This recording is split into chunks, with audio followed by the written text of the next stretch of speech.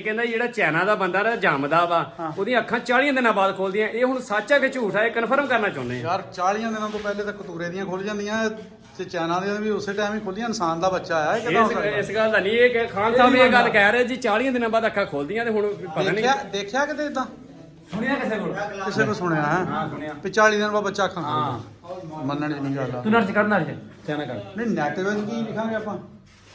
ਤੂੰ ਕੋਈ ਚਾਈਨਾ ਜਾਂ ਬੱਚਾ ਜੰਮ ਲੱਗੇ ਅੱਲਾ ਜਾਣਦਾ। ਕਹਿੰਦਾ ਚਾਈਨਾ ਦੇ ਜਿਹੜੇ ਬੰਦੇ ਆ ਤੇ ਉਹਨਾਂ ਦੀਆਂ ਬੱਚਿਆਂ ਦੀਆਂ ਅੱਖਾਂ ਉਦਾਂ ਉਹਨਾਂ ਦੀਆਂ ਅੱਖਾਂ ਛੋਟੀਆਂ ਹੁੰਦੀਆਂ।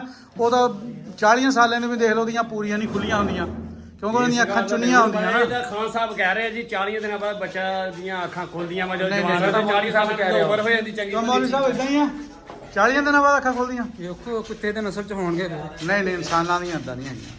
ਤੇ ਫਿਰ ਉਹ ਕਹਿੰਦਾ ਤੇ 40 ਦਿਨਾਂ 40 ਸਾਲ ਇੱਕ ਉਮਰ ਅਹਿਮੀਅਤ ਹੁੰਦੀ ਆ।